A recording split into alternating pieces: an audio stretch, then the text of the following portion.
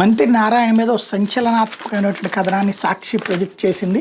Master smart sketch అంటూ ఇంటికి అవసరమైన వస్తువులని ఒకే చోట లభించేలా వినియోగదారుల సౌలభ్యం కోసం అంటూ స్మార్ట్ స్ట్రీట్ వెండింగ్ మార్కెట్ని తెరపైకి తెచ్చారు. రాష్ట్రంలోని ప్రధాన నగరాల్లో మున్సిపల్ శాఖ ఆధ్వర్యంలో ఈ వ్యాపార సముదాయాలను అప్పగించే ప్రయత్నాలు మొదలుపెట్టారు. నగరాల్లో వీధి వ్యాపారులు ఫుట్పాత్లపైన వ్యాపారాలు సాగిస్తుంటారు. ప్రతి వీధిలో ఇంటికి అవసరమైన అన్ని వస్తువులు దొరికేలా దుకాణాలు ఉంటాయి.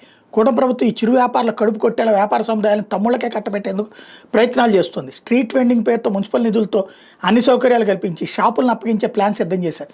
తొలి దశలో మున్సిపల్ శాఖ మంత్రి నియోజకవర్గం నెల్లూరు నగరాన్ని ఎంచుకున్నారు. ప్లగ్ అండ్ ప్లే విధానంలో వాటిని వ్యాపారాలకు అప్పగిస్తామని చెప్తున్నారు.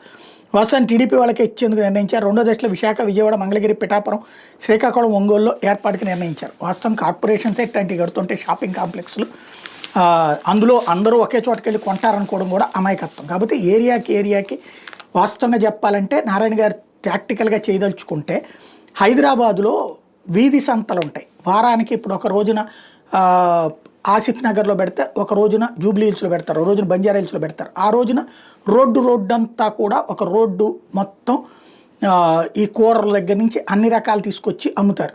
మళ్ళీ వాళ్ళు నెక్స్ట్ రోజున ఇంకో రోడ్డుకి వెళ్ళిపోతారు. అట్లాంటిది తెస్తే సాధారణ వ్యాపారులకి ఉపయోగం ఉంటుంది, అంటే రైతులకి ఉపయోగం ఉంటుంది. అట్లాంటిది ఏదైనా ఆలోచించగలిగితే బాగుంటుంది.